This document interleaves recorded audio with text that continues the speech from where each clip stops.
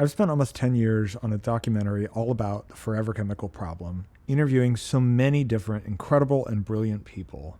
I decided to make this series to include highlights from each of those interviews, giving their stories more life than just a few moments in a film.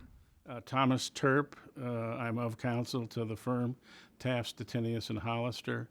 Came to the firm in 1973, have been here ever since.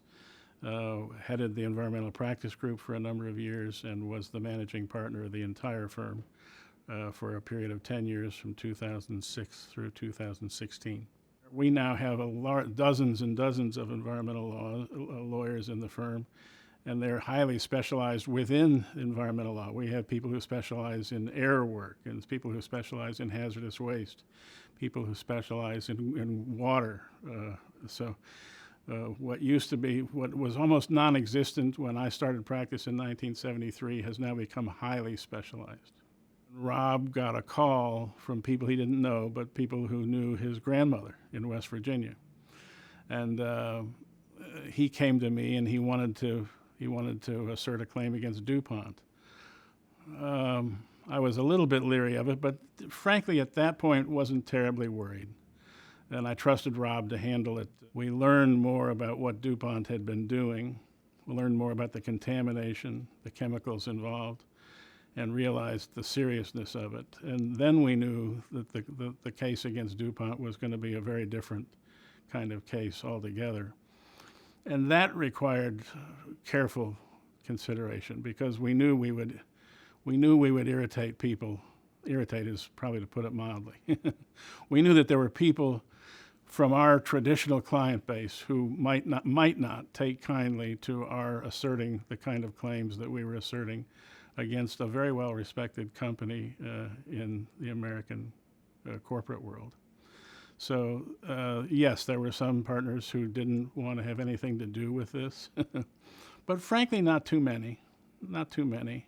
In the 1960s or 70s, if you were a chemical company manufacturing a certain chemical, and that manufacturing process produced a waste stream, a liquid waste stream, and you wanted to handle that waste stream conscientiously, you wanted to do the right thing, you might have called Ohio EPA or the state agency, whatever state agency, or even US EPA, and said, I'm got a process that is developing this waste stream. I want to do right by it. Do you have any recommendations? Where might we take this for treatment? Typically, the agencies don't like to recommend treatment facilities, but they might very well have said, and I know of instances when they did say, well, we can't recommend anybody, but here's a list of companies that have permits to deal with the kind of waste that you are generating.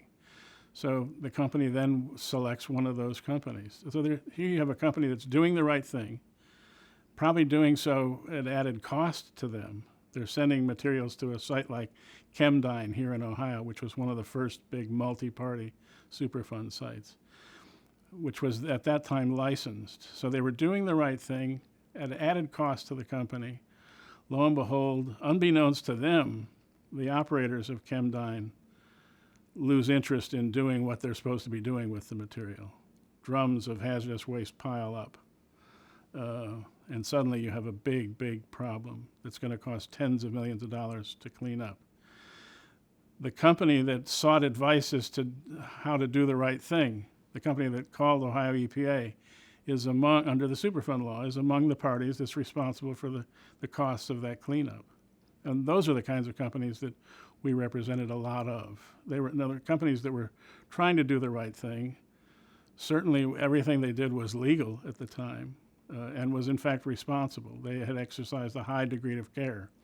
But the Superfund law is one that's characterized by strict liability and retroactive liability and joint and several liability. It's the only law of its kind. That was not what DuPont was doing here. There's a difference between those companies and what they were doing and what DuPont was doing. I would never say that they were exercising what I would call a high degree of care. Just the opposite.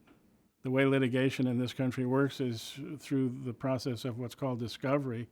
You learn more of the facts as you go.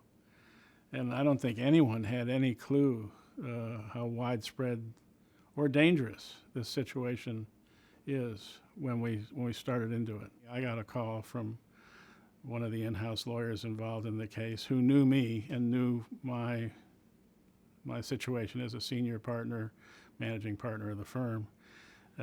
This in-house lawyer from DuPont called me and said, "Tom, call off the dogs. This is not going to go well for your firm. People in industry are not going to like the fact that you're doing this." As I said, my response is not suitable for daytime TV. It didn't deter us a bit. In fact, it caused us to dig in even more, is the truth. There was never any doubt in my mind, personally, that what he and what we were doing as a firm was the right thing to do. Were there times when we thought it was going to be financially disastrous? Yes. But that didn't change our resolve to stick with it and do it right. It was almost unheard of for a firm like ours to undertake a representation adverse to one of the iconic companies in the chemical industry. DuPont had a good reputation. Our firm was a known, I like to think, a preeminent defense-oriented firm. To take on a plaintiff's case for a firm our size was highly unusual, almost unheard of. And then when you add to that the fact that the cases went on for more than 20 years, I don't think there's anything like it in the history of American law. And I don't know that it'll ever happen again, frankly. We didn't go into it with the idea of making history, but I think it's fair to say that we did.